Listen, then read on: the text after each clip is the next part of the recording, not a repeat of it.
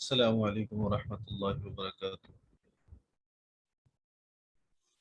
وعلیکم السلام ورحمۃ اللہ وبرکاتہ۔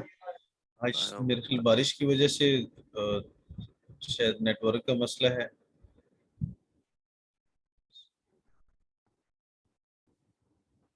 جی بالکل، یہاں بھی مسئلہ ہے، لائٹس کبھی آ رہی کبھی جا رہی ہیں۔ جی ایسے بالکل ایسے ہی۔ پھر کیا کریں، سبق پڑھ لیں آگے؟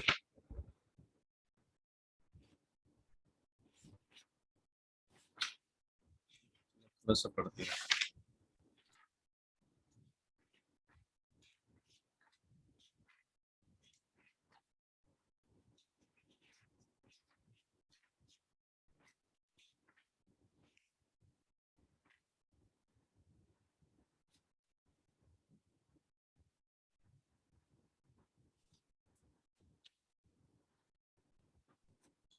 کون سی آیت سے پڑھنے؟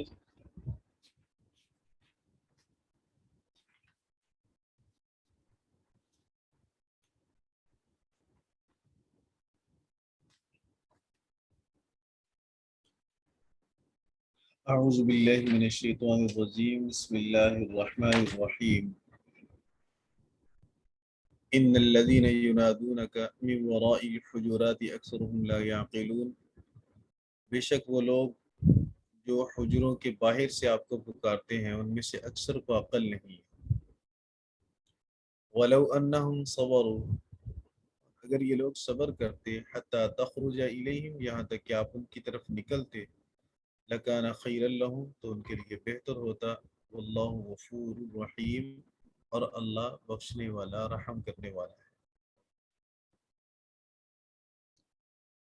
شان نزول اس آیت مبارکہ کا، بنو تمیم کے کچھ لوگ نبی کریم صلی اللہ علیہ وسلم کے پاس ملنے کے لیے تشریف لائے۔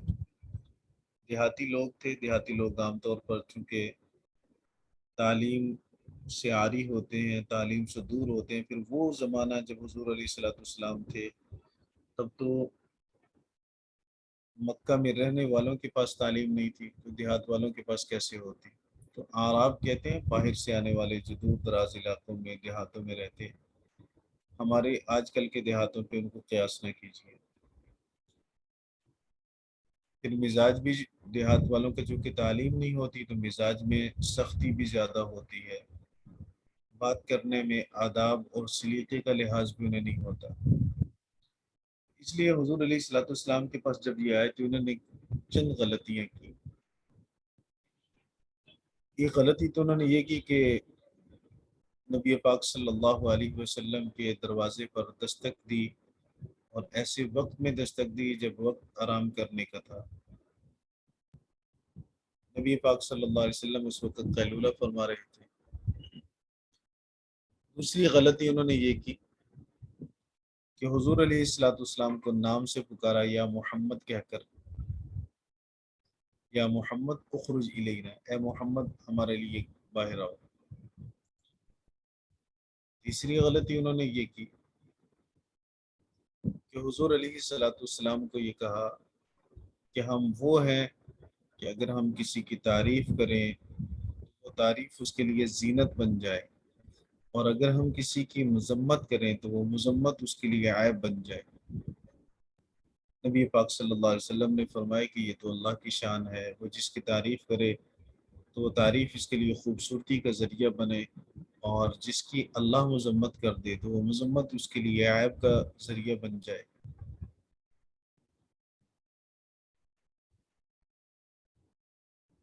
اللہ رب العزت نے اس آیت مبارکہ میں انہیں ادب سکھایا اور انہیں تنبیہ بھی فرمائی۔ ان الذین ینادونک، بے شک وہ لوگ جو آپ کو بلاتے ہیں، پکارتے ہیں، من وراء الحجرات، یہ حجرات حجرہ کی جمع ہے، حجرہ کمرے کو کہتے ہیں۔ شروع میں ہم نے عرض کیا تھا کہ نبی پاک صلی اللہ علیہ وسلم کے حجرے وہ مسجد نبوی کے ارد گرد بنے ہوئے تھے، قریب قریب میں۔ یہ زیادہ کوئی بڑے کمرے نہیں تھے، 6-7 ہاتھ کا ایک کمرہ تھا، اور اس کی جو اونچائی ہے وہ تقریباً 7 ہاتھ کے قریب تھی۔ امہات المؤمنین کے لیے، رسول پاک صلی اللہ علیہ وسلم کی ازواج کے لیے یہ کمرے بنے ہوئے تھے۔ اکثرهم لا یعقلون، تو اللہ نے فرمایا کہ ان کی اکثریت عقل نہیں رکھتی۔ ایک بات تو اکثرهم سے ہمیں یہ سمجھ میں آئی کہ کچھ لوگ دیہاتوں میں رہنے والے سمجھدار بھی ہوتے ہیں، سارے ایک جیسے نہیں ہوتے۔ اللہ نے اکثریت کی بات کی ہے۔ دوسری بات یہ کہ اللہ نے لا یعقلون فرمایا، لا یعلمون نہیں فرمایا، جسے ہمیں یہ سمجھانا ہے کہ یہ وہ آداب ہیں جس کا تعلق علم کے ساتھ نہیں، عقل کے ساتھ ہے۔ انسان میں تھوڑی سی بھی عقل ہو، سمجھ ہو، تو اسے اتنا ادراک تو ہوتا ہے کہ اگر کوئی بندہ آرام کر رہا ہو تو اسے اٹھانا نہیں چاہیے۔ اتنا ادراک تو ہونا چاہیے، اتنی عقل سمجھ تو ہونی چاہیے انسان کے اندر، وہ دیکھے کہ کوئی بندہ میرے لیے ہر وقت فارغ نہیں ہوتا، مجھے اسے ٹائم لینا چاہیے ملنے کے لیے، تاکہ اس کی مصروفیات میں حرج نہ ہو۔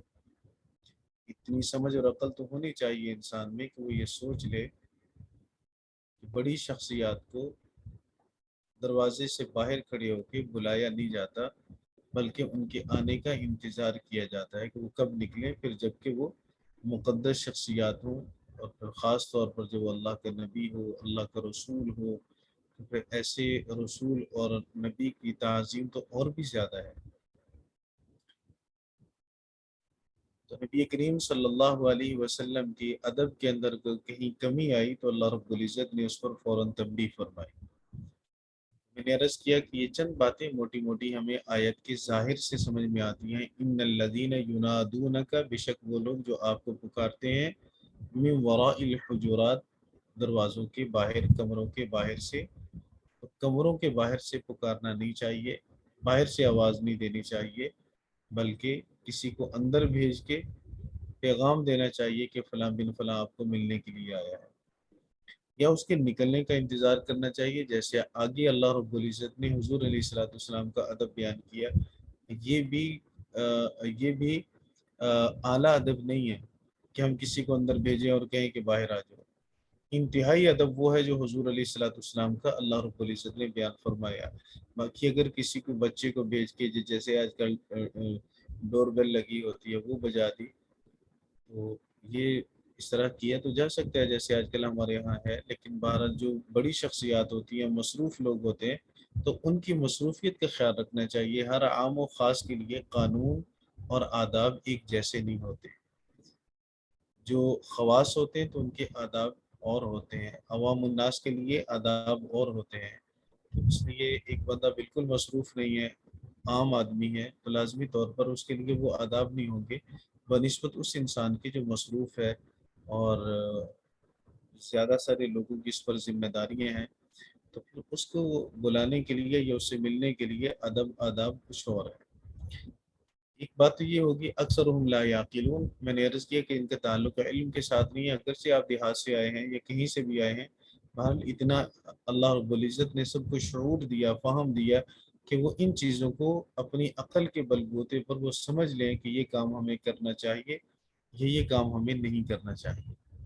وَلَوْ أَنَّهُمْ صَبَرُوا، اللہ فرماتا ہے کہ اگر بے شک وہ لوگ صبر کرتے، حتیٰ تخرج الیہم، یہاں تک کہ آپ صلی اللہ علیہ وسلم ان کے لیے نکلتے۔ اب یہ ہے انتہائی ادب رسول کا کہ آپ دروازے کے باہر بیٹھیں یا انتظار گاہ میں بیٹھیں یا مسجد نبوی ہے، مسجد نبوی میں تشریف رکھیے، اور پھر حضور علیہ الصلوۃ والسلام تمہارے لیے اگر باہر نکلیں تو پھر ان سے بات کیجیے۔ اگر آپ کے لیے نہ نکلے، وہ کسی اور کام کے غرض سے نکلے، یا آپ باہر تشریف لائے ہیں لیکن وہ آپ کی طرف متوجہ نہیں ہوئے، تو تب بھی از خود اپنی طرف متوجہ مت کیجیے انہیں۔ یہ رسول کا انتہائی ادب ہے، وہ خود سے آپ کی طرف متوجہ ہوں اور پوچھیں کہ آپ کس سے ملنے کے لیے آئے ہو، کیا آپ کی غرض کیا ہے، مقصد کیا ہے، پھر آپ ان سے بات کیجیے، وگرنہ آپ ان سے اتنی جرت بھی مت کیجیے۔ اللہ کہتا ہے کہ حتیٰ تخرج الیہم، یہاں تک کہ وہ آپ کی طرف نکلیں۔ اسی آیت پر عمل کرتے ہوئے بہت سارے صحابہ، بہت سارے تابعین، محدثین کا یہ معمول رہا کہ نبی کریم صلی اللہ علیہ وسلم کی وراثت جنہیں ملی، جنہیں ہم علماء کہتے ہیں، حضور علیہ الصلوۃ والسلام نے العلماء ورثۃ الانبیاء فرمایا اگر کسی نے کسی سے حدیث لینی ہے، تفسیر لینی ہے اور کسی سے کچھ علم کا حصہ سیکھنا ہے، لینا ہے، تو ہمارے خیر القرون کے لوگوں کا یہی معمول رہا کہ اس کے گھر کے باہر یا انتظار گاہ میں تشریف لے جاتے، دستک نہیں دیتے تھے۔ ایسے ایسے محدثین کے آپ کو واقعات کتب احادیث میں ملیں گے کہ وہ صرف ایک حدیث کے لیے انہوں نے سینکڑوں میل کا سفر کیا، سینکڑوں میل کا سفر صرف ایک بات اللہ کے رسول صلی اللہ علیہ وسلم کی لینے کے لیے، سننے کے لیے، اور پھر جس سے بات سننا تھی ان کے گھر کے پہ جا کے دستک نہیں دی بلکہ باہر بیٹھے، تاکہ جب وہ باہر نکلے اپنی مرضی سے اور اپنے کسی کام سے تو پھر ان سے ہم بات کر لیں، اور پھر ان سے صرف حدیث ہی سنی اور فوراً سے واپس چلے آئے، تاکہ ہمارے اس سفر کے آنے جانے میں کوئی اور غرض شامل نہ ہو جائے۔ جنہیں عشق رسول کا غلبہ ہو اور نبی پاک صلی اللہ علیہ وسلم کی محبت سے دل لبریز ہو، پھر انہیں ایسی ہی ادائیں جچتی بھی ہیں، اچھی بھی لگتی ہیں اور انہیں سوجتی بھی ہیں۔ بہرحال سیدنا عبداللہ بن عباس رضی اللہ تعالیٰ عنہ کا فرمان بھی ہے کہ وہ فرماتے ہیں کہ جب بھی میں کسی صحابی، عالم صحابی کے پاس کوئی حدیث پوچھنے کے لیے جاتا ہوں تو میں ان کے مکان پر، دروازے پر پہنچ کر بیٹھ جاتا ہوں، دستک نہیں دیتا، دروازہ کھٹکھٹاتا نہیں۔ جب وہ اپنی مرضی سے باہر تشریف لاتے ہیں تو پھر میں ان سے پوچھ لیتا ہوں۔ تو یہ ادب نبی کریم صلی اللہ علیہ وسلم کا اس حدیث مبارکہ میں بیان کیا، اس آیت مبارکہ میں بیان کیا گیا۔ تو اللہ نے فرمایا کہ وَلَوْ أَنَّهُمْ صَبَرُوا، اگر وہ صبر کرتے، حَتَّى تَخْرُجَ إِلَيْهِمْ، یہاں تک کہ آپ ان کی طرف نکلتے، لَكَانَ خَيْرًا لَهُمْ، تو ان کے لیے بہتر ہوتا۔ معلوم یہ ہوا کہ اگر کسی سے ایسی کوئی حرکت سرزد ہو بھی گئی تو وہ حرام کے زمرہ میں نہیں ہے، کیونکہ انہوں نے خدا نہ خاصہ نبی پاک صلی اللہ علیہ وسلم کی توہین نہیں کی، توہین کا ارادہ نہیں کیا، خلاف ادب بات پیش آئی ہے، اور وہ خلاف ادب بھی قصدن نہیں ہوا۔ ایک ہوتا ہے کہ ہم جان بوجھ کر کسی کی بے ادبی کریں، اور ایک یہ ہے کہ علم نہ ہونے کی وجہ سے یا عقل نہ ہونے کی وجہ سے، عقل میں کمال نہ ہونے کی وجہ سے ہم سے بے ادبی ہو جائے۔ تو یہ سب سے آخری صورت ہے جس کو اس آیت مبارکہ میں بیان کیا گیا۔ اس لیے اللہ رب العزت نے فرمایا لَكَانَ خَيْرًا لَهُمْ، کہ ان کے لیے زیادہ بہتر ہوتا اگر یوں کرتے، لیکن چونکہ کمی ہو چکی ہے، غلطی ہو چکی ہے، واللہ غفور، اللہ بخشنے والا ہے۔ کیوں؟ اس لیے کہ اللہ رحیم ہے، وہ مہربان ہے۔ اس کی رحمت کا تقاضا یہ ہے کہ بندوں سے جب غلطیاں ہوں اور بندے اپنی غلطی پر نادم بھی ہوں تو ان بندوں کو معاف کر دیا جائے۔ یہی وہ بنو تمیم والے تھے جن کے لیے اس سورہ مبارکہ کی شروع کی آیات میں نے عرض کیا تھا، جہاں حضرت صدیق اکبر رضی اللہ تعالیٰ عنہ اور سیدنا فاروق اعظم کی رائے میں اختلاف ہوا۔ حضرت فاروق اعظم نے فرمایا تھا کہ اقرع بن حابس امیر ہونا چاہیے ان 70 افراد کا جو نبی کریم صلی اللہ علیہ وسلم کے پاس تشریف لائے ملنے کے لیے، اور سیدنا صدیق اکبر نے فرمایا تھا کہ قعقاع بن معبد ہونے چاہیے ان کے امیر۔ یا ایھا الذین، یہ بات سمجھ آ گئی تھی آپ کو؟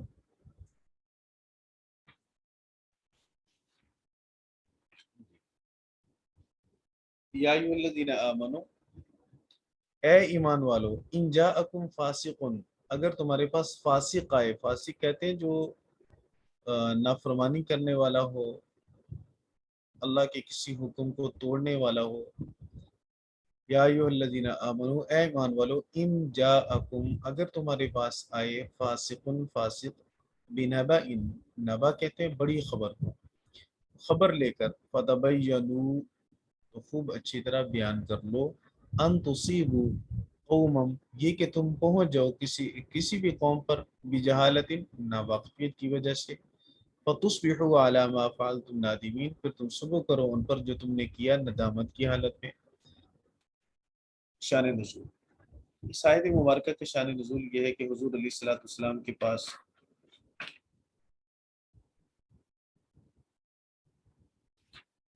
حارث رضی اللہ تعالیٰ عنہ تشریف لائے، جو سیدہ میمونہ رضی اللہ تعالیٰ عنہ کے والد ہیں۔ حارث بن زرار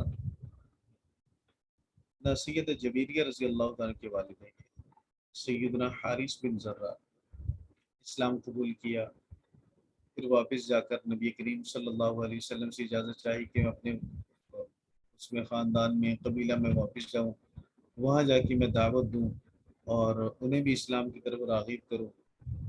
آپ صلی اللہ علیہ وسلم نے چونکہ نماز کے ساتھ زکوٰۃ کا بھی حکم دیا تو انہوں نے کہا کہ میں اپنے جو مسلمان ہوں گے اسلام قبول کریں گے تو انہیں زکوٰۃ کی ترغیب دوں گا اور پھر صدقات زکوٰۃ وغیرہ اکٹھی کر لوں گا، جمع کر لوں گا، پھر آپ فلاں تاریخ کو اپنا کوئی قاصد بھیج دینا، میں اس کے حوالے وہ سارے اموال کر دوں گا۔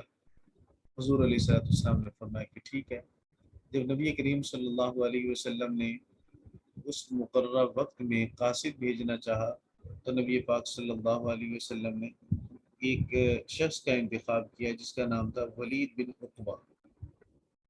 اب اتفاق یہ تھا کہ ولید بن عقبہ کا اس قبیلے کے ساتھ کچھ نہ کچھ ان بن تھی، پہلے سے کچھ اختلاف چلا رہا تھا، لیکن حضور علیہ السلام نے چونکہ حکم فرمایا یہ وہاں سے چلے گا، اور جب وہاں قریب قریب پہنچے تو انہوں نے بھی نبی کریم صلی اللہ علیہ وسلم سے چونکہ وعدہ کیا ہوا تھا، انتظار میں تھے کب آپ صلی اللہ علیہ وسلم کا قاصد آئے اور کب حضور علیہ السلام کو ہم وہ امانتیں سپرد کر دیں جو ہم نے یہاں لوگوں سے اکٹھی کی ہیں۔ بہرحال مختلف طرح سے یہ واقعہ منقول ہے، تفاسیر میں خلاصہ اس کا یہ ہے کہ جب ولید بن عقبہ اس بستی میں داخل ہونے کے قریب قریب ہوئے تو وہ لوگ بھی بستی سے باہر نکل رہے تھے استقبال کے لیے، ان کی نیت استقبال کی تھی، اور انہوں نے یہ سمجھا کہ میری تو پہلے سے ان سے کون بن ہے اور انہوں نے مجھے پہچان لیا تو مجھے ماریں گے، اور یہ جو باہر آ رہے ہیں بستی سے تو یہ مجھے ایسے لگ رہا ہے کہ جیسے میرے اوپر حملہ کریں گے اور مجھے مار دیں گے، حالانکہ ان کا تو مارنے کا ارادہ نہیں تھا، یہ ان سے ملے بھی نہیں تھے اور مل کر ان سے تحقیق بھی نہیں کی تھی، یا کسی اور ذریعے سے بھی ان کو تحقیق نہیں ہوئی تھی، بس ان کا گمان ذہن میں خیال آیا وہیں سے واپس آ گئے۔ جب واپس آئے تو نبی کریم صلی اللہ علیہ وسلم کو آ کر خبر دی کہ یا رسول اللہ آپ نے مجھے بھیجا زکوٰۃ لینے کے لیے، اموال لینے کے لیے، وہ تو مجھے قتل کرنے کے ارادے سے باہر نکل رہے تھے۔ نبی کریم صلی اللہ علیہ وسلم کو اس بات سے بڑا دکھ ہوا، آپ صلی اللہ علیہ وسلم نے سیدنا خالد بن ولید رضی اللہ عنہ کو تیار کیا کہ جاؤ دیکھو اگر وہ بستی والے مسلمان ہیں، ایمان والے ہیں تو ٹھیک، اور اگر خدا نخواستہ وہ مرتد ہو چکے ہیں، انہوں نے میرے قاصد کو قتل کرنے کا ارادہ کیا، تو پھر ان کے ساتھ وہی سلوک کرو جو مرتدین کے ساتھ ہوتا ہے، یعنی قتال کرو، ان کے ساتھ جہاد کرو، لیکن تحقیق کرنا، بغیر تحقیق کے آپ نے کام نہیں کرنا۔ سیدنا خالد بن ولید رضی اللہ تعالیٰ عنہ جب اپنے لشکر کو لے کر، اپنے ساتھیوں کو لے کر اس بستی کی طرف چلے تو بعض روایات میں ہے کہ حضرت بستی میں پہنچ گئے اور قریب جا کے جب پڑاؤ ڈالا تو بستی سے اذان کی آواز آئی، اور اذان کی آواز کا آنا ایمان کی علامت ہے، اور بعض میں یہ ہے کہ راستے میں ملاقات ہوئی حضرت حارث رضی اللہ تعالیٰ سے، حارث بن زرار سے، انہوں نے پوچھا کہ آپ کہاں جا رہے ہو؟ تو خالد بن ولید نے کہا کہ ہم تمہاری طرف جا رہے ہیں۔ کیوں جا رہے ہو ہماری طرف؟ ہم اس لیے آپ کی طرف آ رہے ہیں کہ ہم نے نبی کریم صلی اللہ علیہ وسلم نے ہمیں بھیجا، اور بھیجنے کی وجہ یہ ہے کہ انہوں نے جو قاصد بھیجا آپ کے پاس اموال لینے کے لیے، آپ نے اسے قتل کرنے کا ارادہ کیا؟ تو انہوں نے فرمایا کہ نہیں، ہم نے تو قتل کرنے کا ارادہ نہیں کیا، ہم نے تو اسے صحیح طرح سے دیکھا بھی نہیں۔ حضور علیہ السلام کے پاس آ گئے تو نبی پاک صلی اللہ علیہ وسلم کے پاس آ کر بھی انہوں نے وہی بات کی کہ اس رب کی قسم جس نے آپ کو حق دے کر بھیجا، یا رسول اللہ ہم نے انہیں قتل کرنے کا ارادہ نہیں کیا، آپ کا قاصد مقررہ وقت میں ہمارے پاس نہیں آیا تو ہم تو باہر نکلے دیکھیں، اور پھر جب نہیں پہنچا تو ہم اموال لے کر آپ کی بارگاہ میں آ چکے ہیں، ہم نے نہ اسلام چھوڑا، نہ دین چھوڑا، نہ ہم نے قتل کرنے کا ارادہ کیا۔ اب نبی کریم صلی اللہ علیہ وسلم کو پھر اس موقع پر اللہ رب العزت نے یہ آیات مبارکہ نازل فرمائی، اور ان آیات مبارکہ میں فرمایا کہ یا ایھا الذین آمنوا ان جاءکم فاسق، اے ایمان والو اگر تمہارے پاس کوئی فاسق خبر لے کر آئے، فاسق کو خبر لے کر آئے، فتبینوا تو خوب اچھی طرح تحقیق کر لیا کرو، ان تصیبوا قوما بجہالہ، اب اگر تحقیق نہ کرتے تو پھر ناواقفیت کی وجہ سے اس قوم کا قتال کرتے، اسی کو اللہ نے بیان کیا کہ ان تصیبوا قوما بجہالہ، تم جہالت سے، ناواقفیت کی وجہ سے کسی قوم پر ٹوٹ پڑو، پہنچ جاؤ ان کے پاس، फ़तुस्बिहू अला मा फ़अलतुम नादिमीन, फिर जब सुबह हो और तुम्हें पता चले कि हम गलती पर थे, ये मुसलमान थे, तो तुम्हें नदामत तो होगी लाजमी तौर पर। अल्लाह रब्बुल इज़्ज़त ने इस आयत मुबारक में हुक्म ये दिया कि जब कोई ख़बर आपके पास ऐसी पहुँचे तो फिर उसके बारे में तुम्हें तहकीक करनी चाहिए कि ये ख़बर सच्ची है या झूठी है। अब एक बात तो हमें ये समझनी है कि किन किन खबरों की तहकीक होनी चाहिए।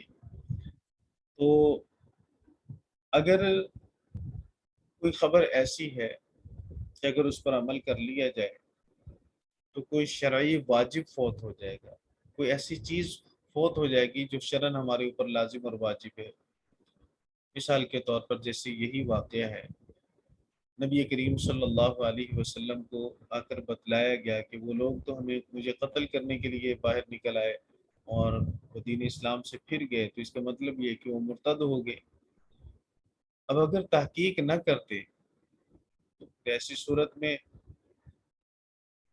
किसी इंसान का कत्ल लाजिम आता और वो बेगुनाह कत्ल होते, जबकि किसी को बेगुनाह कत्ल करना शरन जायज़ नहीं है, बहुत बड़ा गुनाह कबीरा है। और ये गुनाह कबीरा का इर्तिकाब क्यों होता? खबर की तहकीक न होने की वजह से। तो अगर खबर का ताल्लुक किसी ऐसे अमर के साथ हो तो फिर ऐसी सूरत में उसकी तहकीक करना लाजिम, ज़रूरी और वाजिब है। और अगर खबर ऐसी हो कि अगर उस पर अमल न किया जाए, उस पर अमल कर लिया जाए तो वाजिब फौत ना होता हो, तहकीक न करने से कोई नुकसान ना होता हो, तो फिर जिसके बारे में खबर दी गई है उसके बारे में तहकीक करना जायज़ होगा, फ़र्ज या वाजिब नहीं होगा। तीसरी सूरत यह है कि अगर किसी ने कोई खबर दी और वो खबर ऐसी है कि जिसके बारे में अगर तहकीक हमने की तो वो जिसके लिए तहकीक होगी उसे नागवार गुजरेगी, अच्छी नहीं लगेगी, बुरी लगेगी उसे हमारा तहकीक करना। तो वहाँ तहकीक करने की इजाज़त नहीं है, तफ्तीश करने की इजाज़त नहीं। आम इंसान को, जो पुलिस होगी, इंतज़ामिया होगी, वो तो करेगी, लेकिन आम इंसान को नहीं। मिसाल के तौर पर किसी ने आके कहा जी मुझे ऐसे लगता है फलां इंसान ने शराब पी है, कोई नशावर चीज़ खाई है, जब आप लोग तहकीक करेंगे उसके बारे में, क्योंकि तहकीक आपकी जिम्मेदारी है नहीं है, लेकिन अगर आप तजस्सुस में पढ़ेंगे, तहकीक करेंगे, तो फिर उस इंसान की इज्जत नफ्स भी मजरू होगी और उसकी बुराई के साथ शोहरत भी होगी, मुआशरे के अंदर वक़ार उसका मजरू होगा। तो ऐसे मौके पर फिर शरीयत कहती है कि पर्दा पोशी की जाए जब तक गवाही पूरी ना हो। अगर गवाही पूरी हो तो उन्हें बतलाया जाए जिनकी जिम्मेदारी तहकीक और तफ्तीश है, आम लोग उसके पीछे न पड़े। और अगर इंसान खबर देने वाला सच्चा हो, आदिल हो, सिका हो, तो उसकी खबर शरीयत में मकबूल होती है। अगरचे खबर देने वाला एक ही हो, तन्हा हो, तब भी उसकी बात को माना जाता है। तो एक बात तो ये होगी। दूसरी बात हमने ये देखना है कि नबी करीम सल्लल्लाहु अलैहि वसल्लम ने जिन्हें भेजा, वलीद बिन उक़बा, ये तो सहाबी थे, मुसलमान थे, और कुरान करीम की आयत उन्हें फासिक कह रही है। शान नज़ूल में उन्हें फासिक कहा गया कुरान पाक के अल्फाज में। तो उसका एक जवाब तो यह है कि अल्लाह रब्बुल इज़्ज़त ने वलीद बिन उक़बा को मुतय्यन करके फासिक नहीं कहा। शान नज़ूल में जो वाक़या मैंने अर्ज़ किया, ये मुख्तलिफ अंदाज में तफासिर में, तफसीर इब्न कसीर देखेंगे, मज़हरी देखेंगे, तो मुख्तलिफ अंदाज में इस वाक़े को नकल किया गया। उन सब का अगर खुलासा निकालें तो वो खुलासा वो है जो मैंने अर्ज़ कर दिया कि उन्हें गलत फ़हमी हुई, उन्होंने जानबूझकर क़स्दन झूठ नहीं बोला, उन्हें हुई गलत फ़हमी है जिसकी वजह से वो फासिक है नहीं है। कुरान करीम में जो अल्लाह ने फासिक का लफ्ज़ बोला, ये ख़ास उनके लिए नहीं बोला, अल्लाह रब्बुल इज़्ज़त ने कायदा कुल्लिया बयान किया। क्योंकि वलीद बिन उक़बा ने इससे पहले भी कोई ऐसा झूठ नहीं बोला और वलीद बिन उक़बा ने इसके बाद भी कोई ऐसा झूठ नहीं बोला। ना इस तरह का कोई वाक़या पहले पेश आया जिससे उनका कहीं भी झूठा होना साबित हो और ना ही कभी इसके बाद कोई ऐसा वाक़या उनकी ज़िंदगी में पेश आया जिसकी वजह से उनका झूठ पकड़ा जाए, कोई झूठा होना उनका साबित हुआ हो। तो यहाँ उन्हें गलत फ़हमी हुई और गलत फ़हमी की बुनियाद पर उन्होंने नबी करीम सल्लल्लाहु अलैहि वसल्लम से बात आकर अर्ज़ कर दी।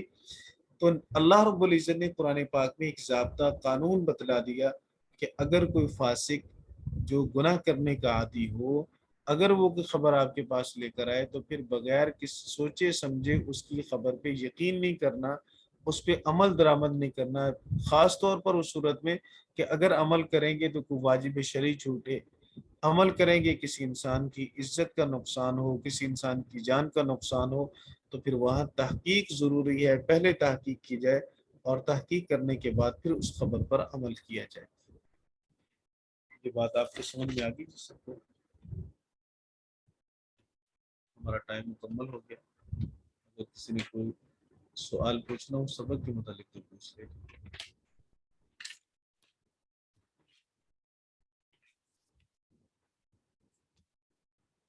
ٹھیک ہے، السلام علیکم ورحمۃ اللہ۔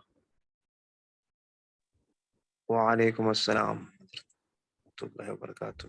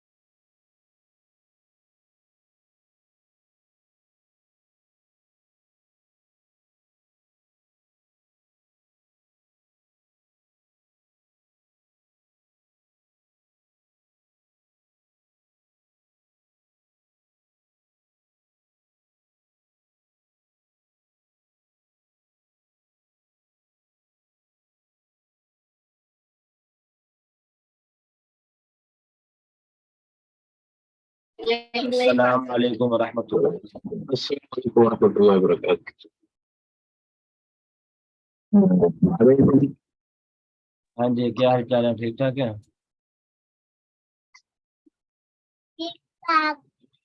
حاضری بڑی کم ہے آج آپ کے، آج ہفتہ ہے اس وجہ سے حاضری کم ہے۔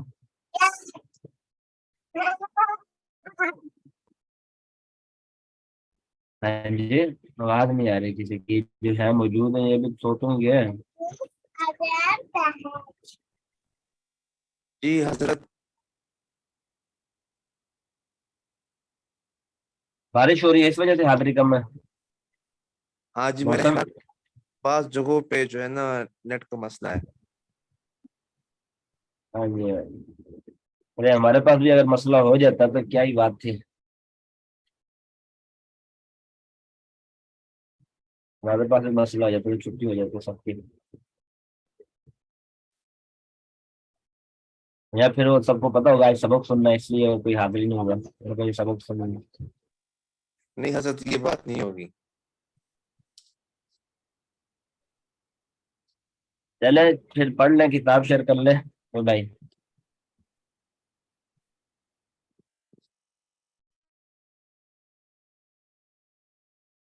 بھائی تو حاضری پوری نہیں ہے، پھر سبق کیسے سنیں ہم؟ یہ جو ہے نہیں سے سن لیں سبق.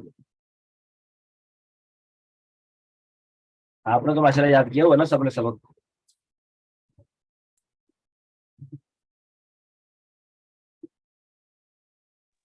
حضرت ہم موبائل سے لگے ہوئے ہیں، لیپ ٹاپ میں کتابیں. عبداللہ بن عباس، نیٹ کا مسئلہ آ رہا ہے.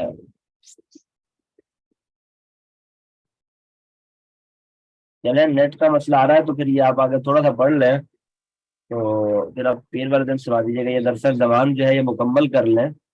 یہ جو 2 چیزیں رہ گئی تھی کہ اعوذ، قبل، بعد، یہ 3 رہ گئے تھے، تو یہ تینوں پڑھ کے اس کو مکمل کر کے پھر ہم جو ہے نا وہ پرسوں آپ سے سبق سن لیں گے.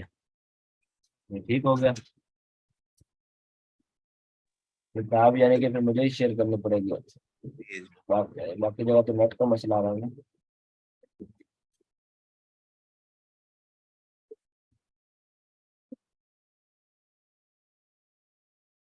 میں دیکھتا ہوں میرے پاس ہے کہ نہیں ہے.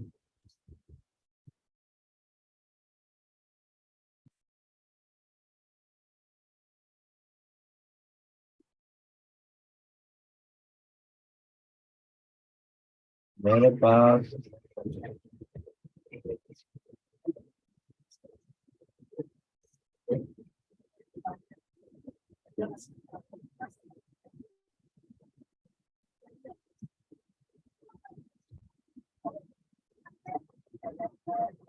پاس بھی نہیں ہے کمپیوٹر میں نا.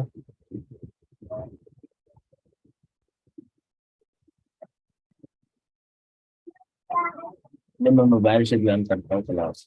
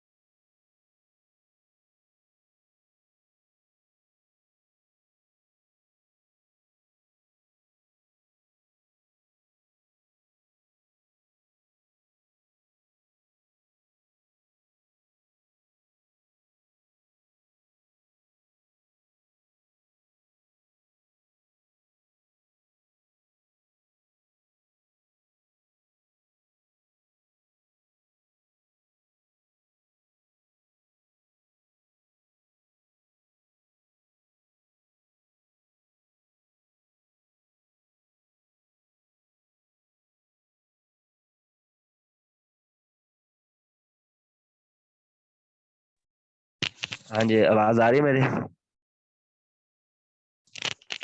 جی آ رہی ہے سر. یہ ساری آ رہی ہے. اور کتاب بھی شیئر ہو رہی ہے. جی جی.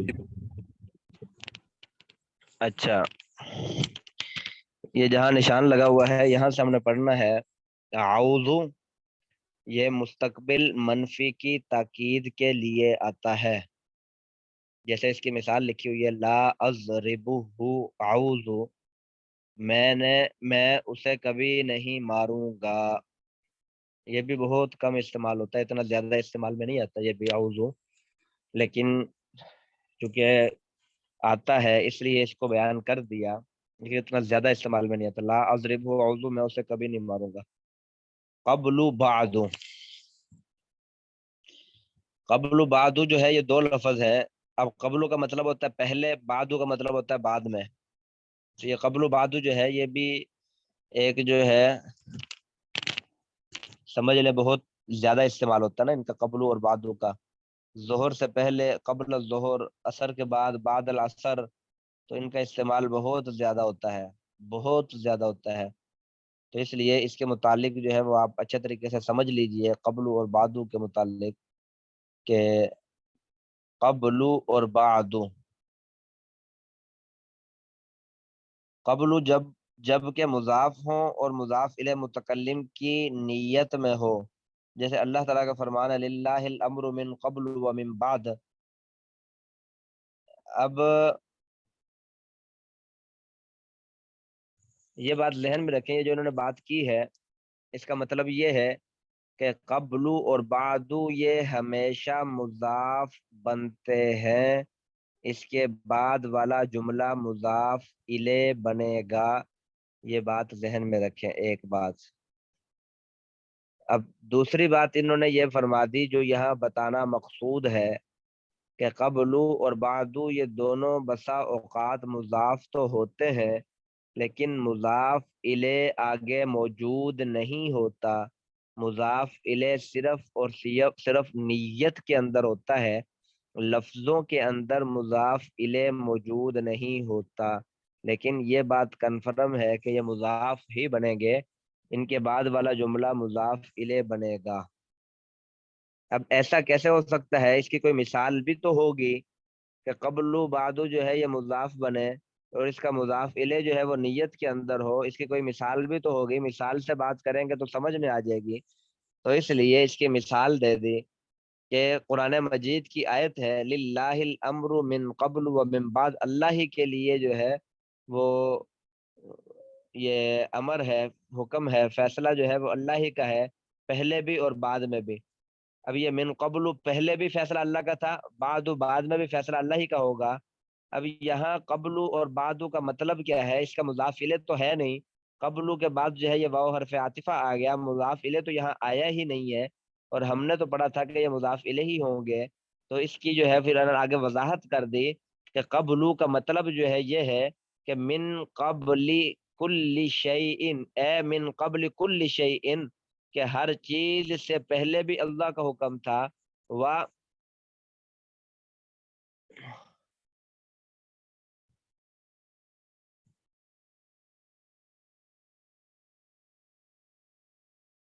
یہ کیا ہو گیا؟ وَمِن بَعْدِ كُلِّ شَيْءٍ، اور ہر چیز کے بعد بھی حکم جو ہے وہ اللہ ہی کا ہوگا. سمجھ آگے؟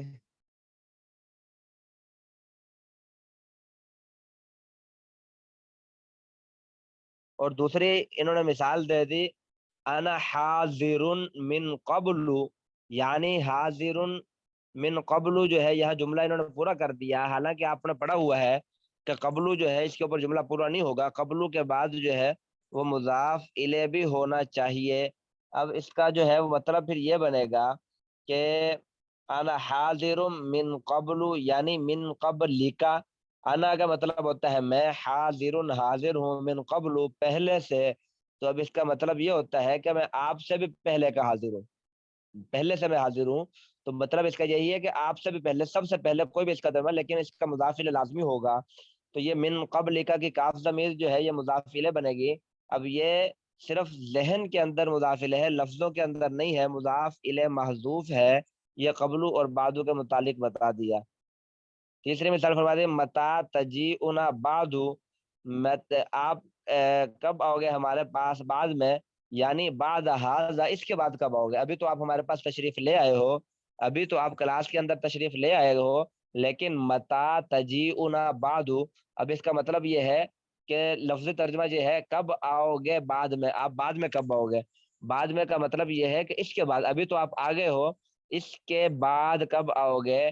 اب یہ ہاذا جو ہے یہ مضاف الیہ بن گیا بعدو کا، تو یہ مضاف الیہ ہی بنے گے، مضاف اور مضاف الیہ.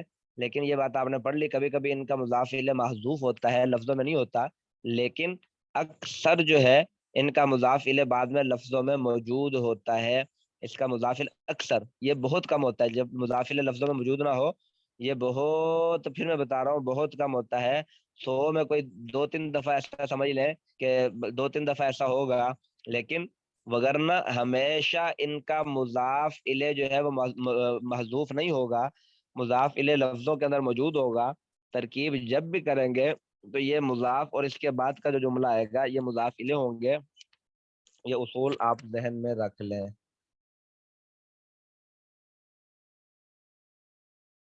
3 لفظ پڑھ لیے ہیں، اعوذ، قبل، بعد. اور قبل و بعد ظرف زمان اس وقت بنیں گے جبکہ مضاف ہو اور مضاف الیہ متکلم کی نیت میں ہو. یہ اس کی آپ نے تعریف پڑھ لی. ہاں جی سمجھ آ گئے.